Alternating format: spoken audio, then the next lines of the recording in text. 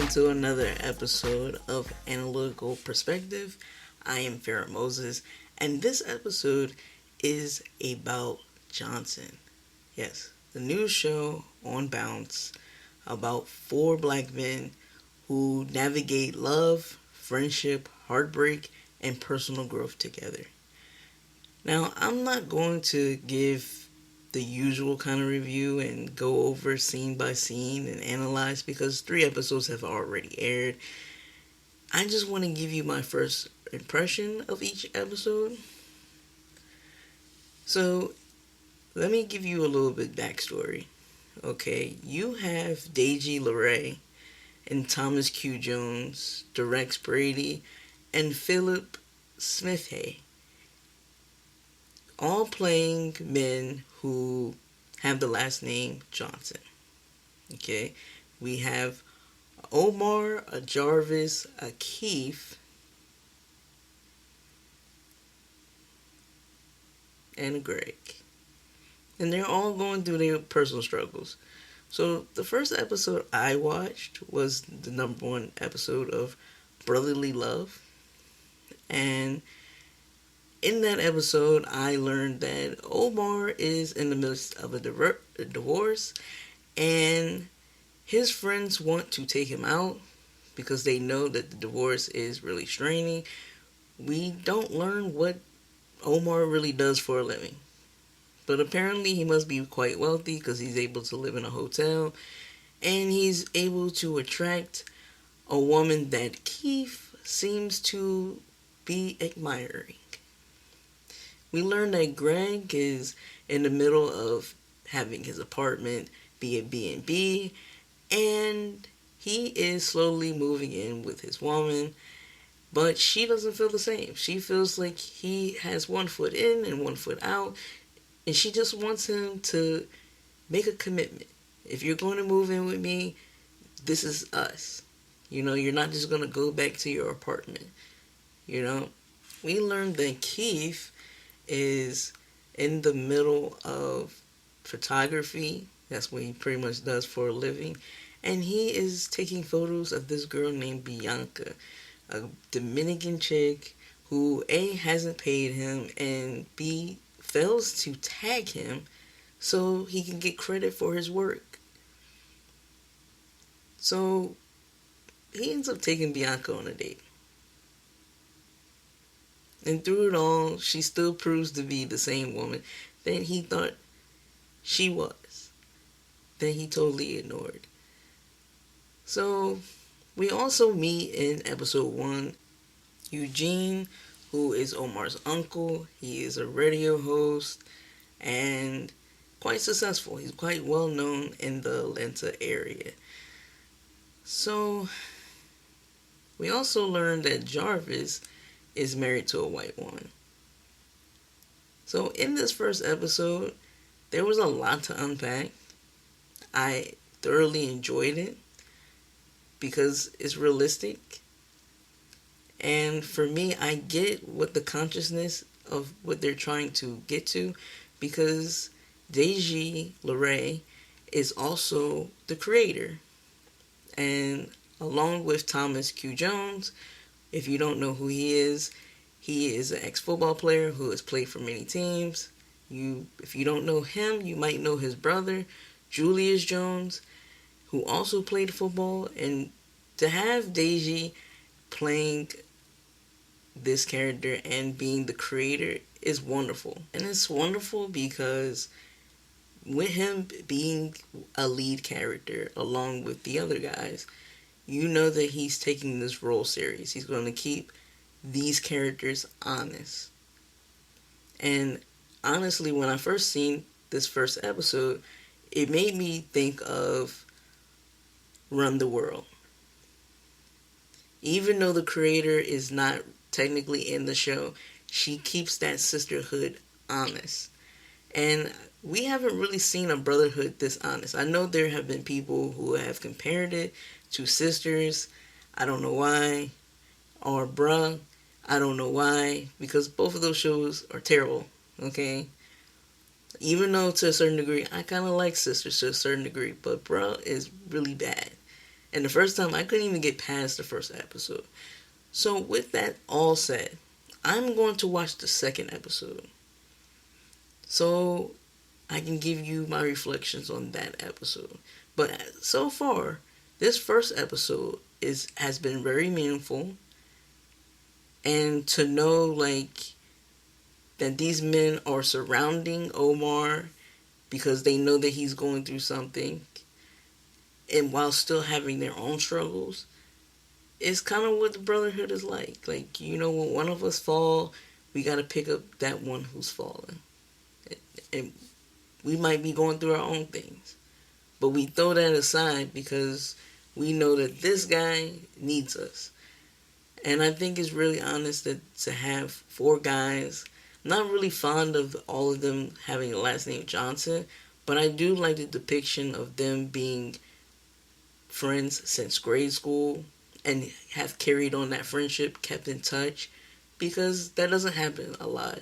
And for me, myself, I probably have about four people that I grew up with from grade school that I still keep in contact with. And we have that same camaraderie.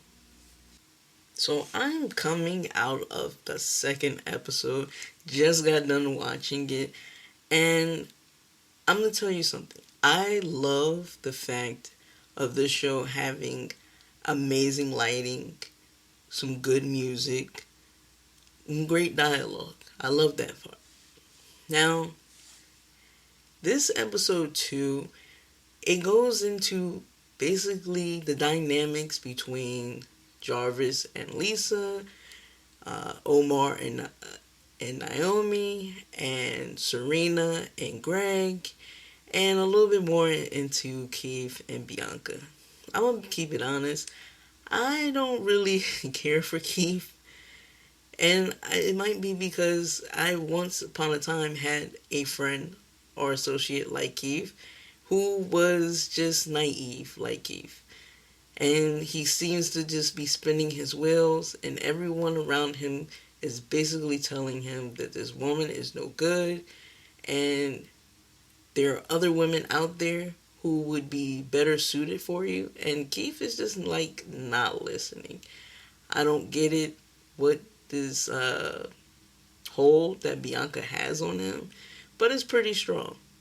I think it's beautiful that Omar wants to work things out with Naomi, but you get into the little altercation at Caleb's basketball game, which is his son, and you almost want to beat up an old man. And even though that Omar said, I wasn't planning to fight the old man, I just wanted to stick up for my son, it still can be used against you later because we all know that you're going through a divorce and she's already seeking full custody of your son.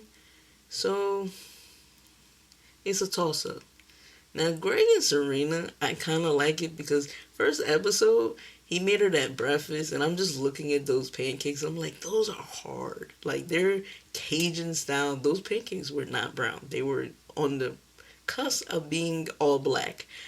I've never seen it, and he was basically like, yo, you want me to, crisp them up a little bit more? And she didn't seem like she wanted to really eat those pancakes. While they were in the conversation of like, what is the game plan between you and I, that just carried on. And I want to say something.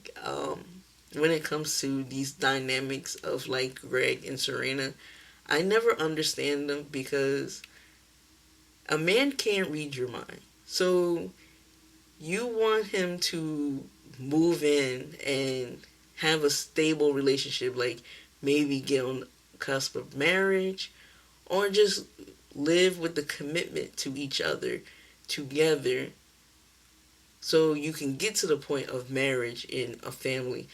But you're just hinting at it and not directly saying, "What this is what I want," or "This is what I need from you." So Greg is basically doing him.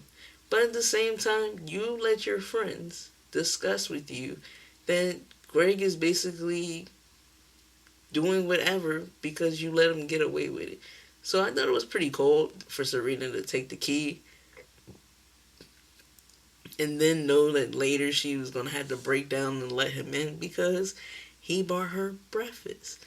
I mean, they eat breakfast so much. I don't understand it. I kind of like a hefty meal, but hey, whatever fits you, cool. Um, Jarvis and Lisa. I hated the scenes that they had with the other couple.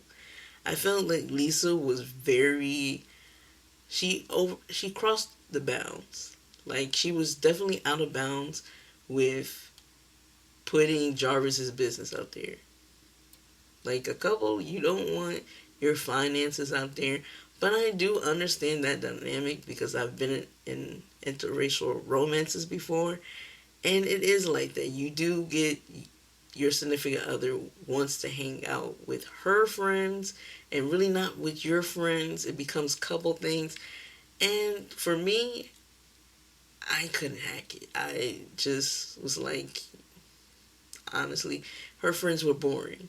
And they discussed the same stories every get together. So I just eventually was like, yo, I'm going to bed, whatever else. Feel free to go out and hang with your friends, hang at their house.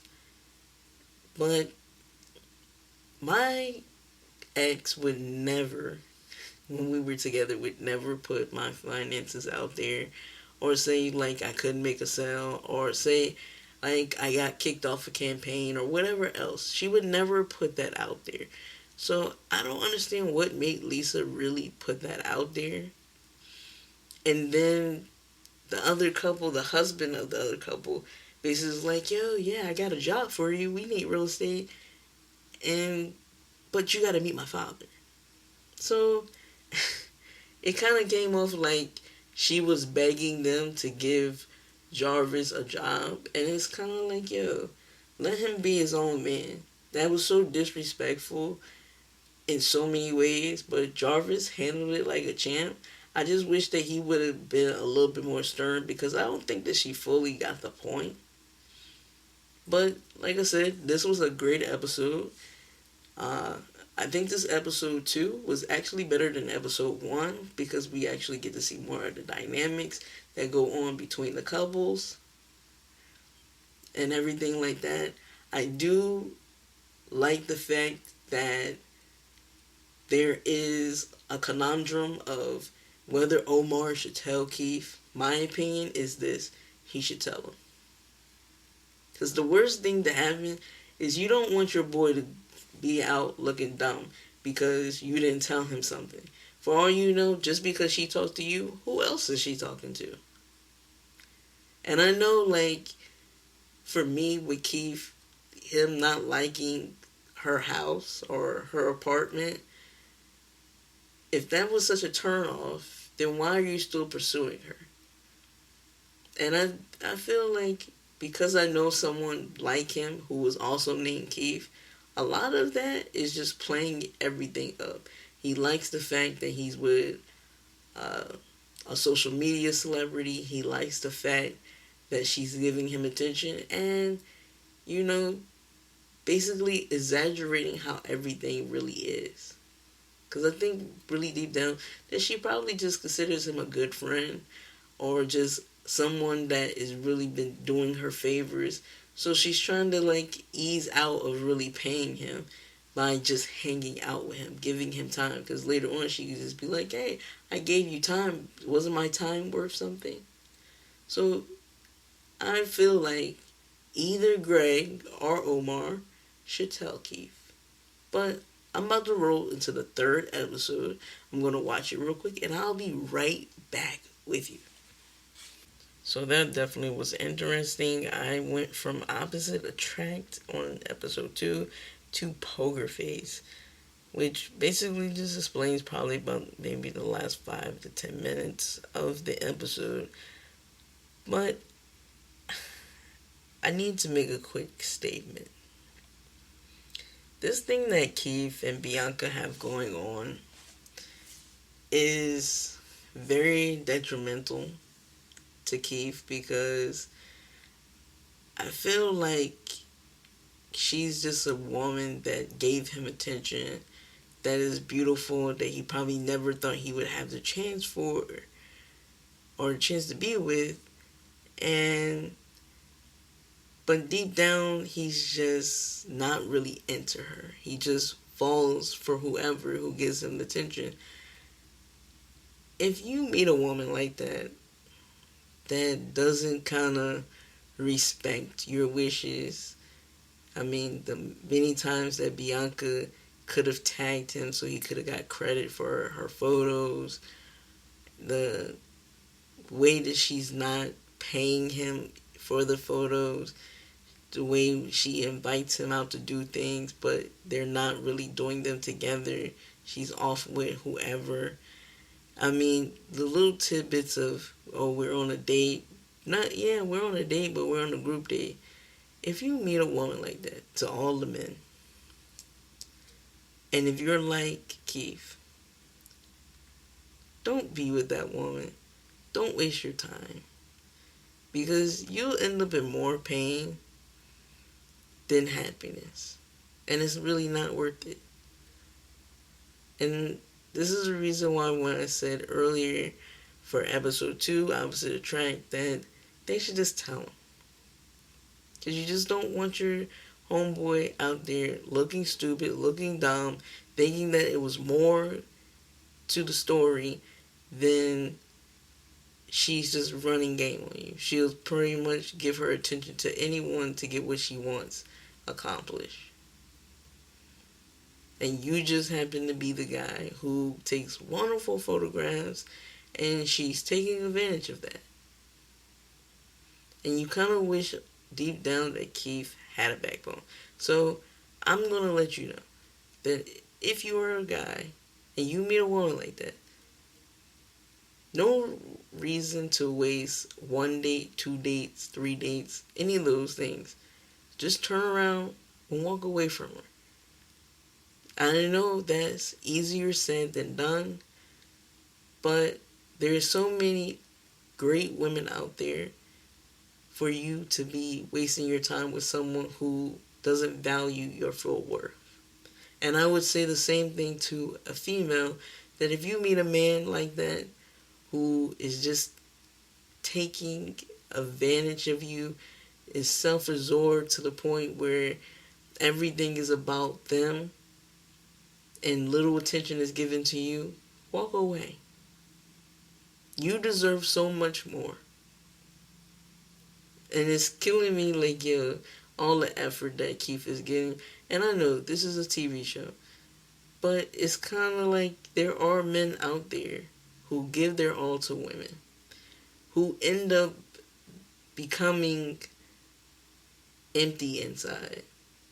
And they become empty inside for the next woman because some woman took advantage of them and broke them down where they feel like, hey, I'm not going to let the next woman do it to me.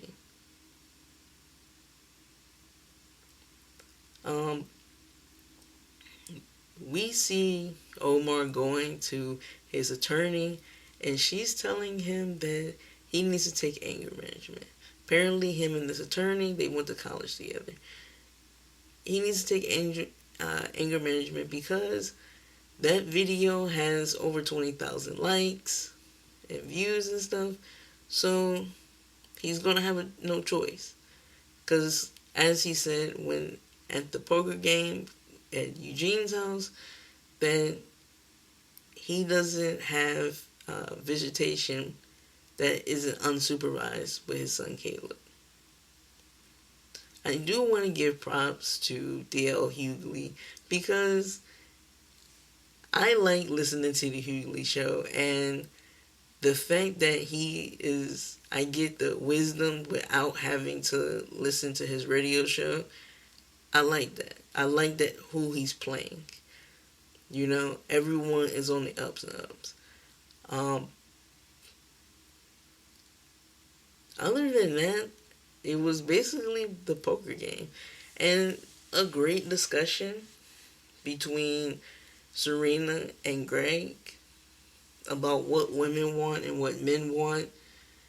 And I feel like that scene alone could have been way longer and had more in-depth talks, because Serena really wants that full embodiment of a relationship where you live together and you get married and you have kids and you work through the highs and the lows. She really wants that, and she wants it with Greg. And Greg is not blunt enough to tell her, like, yeah, I want that with you too. So he leaves that little door open for Serena to think, like, is she wasting time with Greg? So I would have loved if that scene could have been longer instead of spending so much time at the poker game. Because the poker game, honestly, me and my friends, we rag like that. And sometimes we do hang with the elders or the OGs. And the OGs do really treat us like that sometimes. Okay, they really do. Like, you playing poker, you playing bid whisk, you're playing spades. They really do kind of try to take advantage of you a little bit. I mean, some of my old heads and my friends, we tend to ride motorcycles together and or fish. Like, we'll go fishing at night, or we'll just go ride motorcycles. And it's always like, you don't know anything. And that wisdom is great. That camaraderie is great. But sometimes it could be annoying. And I felt like it wasn't enough in-depth conversation to concentrate so long on the OGs and the friendship that the guys have without Keith being there. It wasn't enough conversation there. It wasn't enough dialogue there. I'm not going to say I dislike that scene. I just wish that there was less of it and more of Greg and Serena. If not that, adding a scene with Omar and Naomi. I would like to really see how complex that dynamic is. Because I don't understand right now, even getting to the third episode of Poker Face, why Naomi really despises Greg. Omar. What did Omar really do? Did he cheat? Was he abusive? I don't know what it is that she is finally irreconcilable. So, full body message. That is really all I have for the first 3 episodes. I am going to continue watching. Like I said, this is a TV show, Johnson, coming on Bounce TV on Sundays. My full impression of this show is I like it. I would honestly give this show an 8 out of 10. The ratings that I've seen so far is like a 5.5 out of 10. I don't really understand that. I feel like let the season progress, this show will probably exceed that 5.5. I do like that that Thomas Jones and Deji are really committed to the show, along with having the executive producer Cedric the Entertainer also involved. And that DL Hughley, like, you have a lot of fundamentals. You don't need all the star power that you have already, but it's decent. Side note, quick discussion, because I forgot about this on the third episode. That barbershop piece is really like that, but if I was at a barbershop where I had to wait 3 or 4 hours, 5 hours to get my hair cut, I would have been left. Okay? There's too many friends and associates that men have, and I know I have at least 3 or 4 associates that cut hair, so I wouldn't be at that barbershop waiting, and the downplay of Keith because he's light skinned, the fact that he acts kind of ditzy, I did like that. even though like I've seen in this show so far that I relate so much to Jarvis. So I'm really hoping that he gets his ups and comings. I know the pandemic has been bad for him and all that kind of stuff.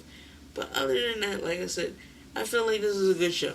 And I feel like it's a good show because, you know, I would love to watch this show with my lady and have those conversations. You know, it's no different than if you watch Run the World or Sisters with your lady and have those conversations where, like, yo, that guy's acting crazy or that girl's acting crazy. Like, it can open up communication that you probably don't already have. So I would suggest that if you have a lady, yo, ask her, come on, let's go watch Johnson. Because I know there's some women that are trying to figure out how men move and think and stuff like that. This gives you a pretty good base. I won't say it's the full embodiment, but it gives you a pretty good base. And it can start communication and comprehension between you and him, or him and her, you and her. Well, then can take your relationship up to the next level. So this time I am officially done with my first impressions of Johnson. I hope that Deji and Thomas really, run with this show. I wish also that it could be on a better network, but it's good that they got on a network. With that said, this has been Analytical Perspective, and I am Pharaoh Moses, and I will see you soon because I have a review for Grownish coming your way. Peace.